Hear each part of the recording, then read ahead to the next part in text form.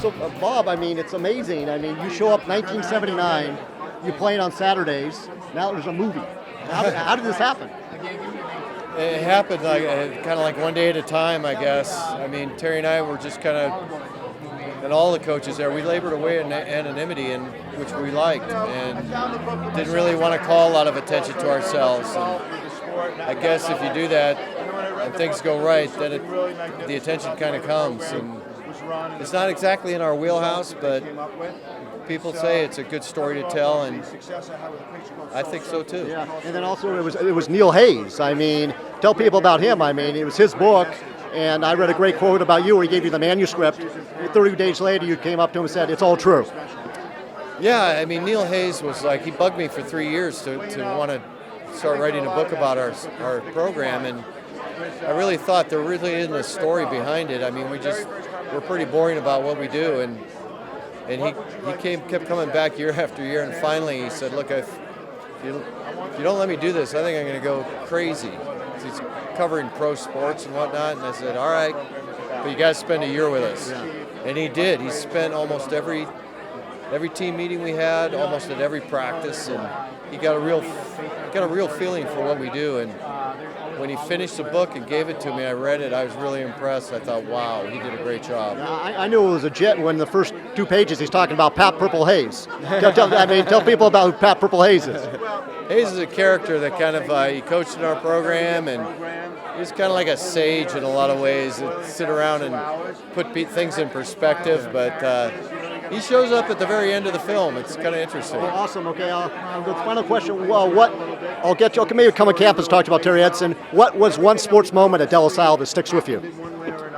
Probably in my career, it was Cal Poly game of 01, and our Long Beach Poly game of 01, when we went down and played them. And we were the number 1 ranked team, and they were number 2, or they were the number 1 ranked team, and we were number 2 in every poll across the country. And it truly was a true matchup of the 1 and 2 ranked teams in the country, and then we went down there and battled our. I'll come to. I taped that game. It was coming out of Maurice Drew. I'll let you got to get going here, but I'll come find you on campus and talk more. Okay. Okay, you got it, Bob. Thanks. Okay.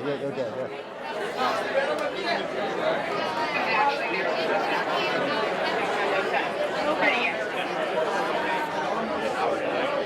Well, we're the producer of David Zelon. Oh, I got to get it right. Zelon. Yes, sir. And tell the story. I mean, you literally found the book in your son's locker room? My son was a junior in high school. He was playing football at Santa Monica High School, and I was a volunteer parent, and I was cleaning up the equipment room one day, and I came across the book, and I sat down on a pile of smelly old shoulder pads, and I started reading it. Right. And by page 30, I knew there was something really, really special, a really special message and a special story, and I reached out and I found the writer, Neil Hayes, and we met 2 weeks later, and then we were off on this journey.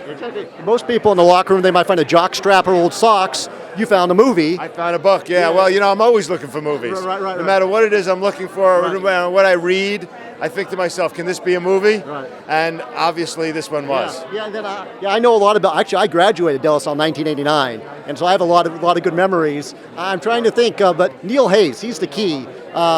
His book, what was it like working with him? Neil was great. The book was really a fantastic roadmap for us. When I first found the book, I found the hardcover, and the hardcover only takes you through the first 125 games of the streak, and it doesn't have Coach Ladd's heart attack and TK's death, and so I was struggling to find a narrative. And then when I met with Neil, and he said, "No, you got to read the softcover because I put a 30-page epilogue in it," the entire narrative of the movie was in the epilogue. Absolutely. I'm trying to think, I know this might be just a throwaway question. I'm never on the red carpet, but in this high school, you went to high school with Dana Delaney. That must have been good, but was that also distracting? Dana, one of my first and still best friends. We've been friends for 40 years. We went to prep school together. And actually, the very first movie I ever made in a film class, Dana was the star of. Okay, I'll let you go. If I was going to high school with Dana Delaney, I probably would have got bad grades or ended up in the nurse's office because I would see her, I'd walk into a wall. Yeah, she's a pretty girl. Okay, all right. She's a pretty special woman. Okay, I'll let you. How many times have you seen the movie? Something over 150. Okay, all right. Yeah. You see it the most. I know how it ends. Okay, you win, David. Nice talking with you. Thanks, okay, man. Okay, all right.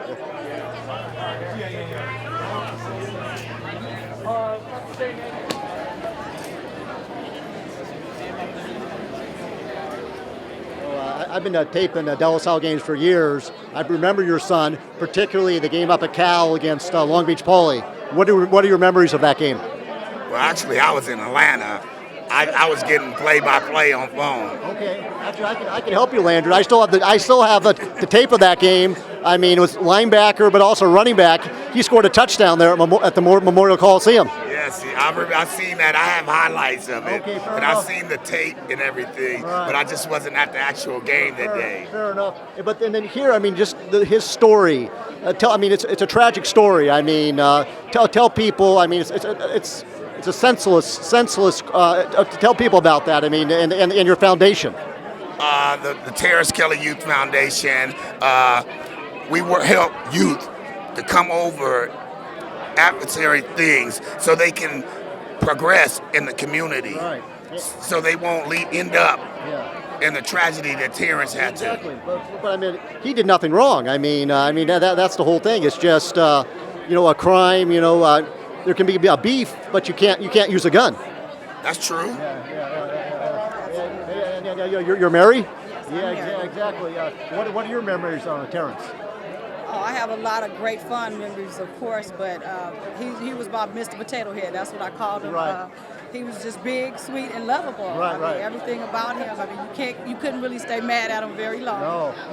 And I just remember the playing when he was Parker Hanks, and then the kids he was going to go up to Oregon with Jackie Bates, Cameron Colvin. I mean, to talk about that, I mean, literally 2 days from, I think. It was a horrible feeling, after the tragedy, but they all said they was going to go to school together. They all played together. They was best friends, and they loved each other, There was the brotherhood, and they kept that clique together. Right. And, we went up there after Terrence passed and everything. We went up there every year for a game or two. Right, absolutely. And I'm trying to think, okay, you got to get going. You've seen the movie how many times? This will be the second This time. will be the second time. Okay, enjoy that, and thank you for your time. Thank you.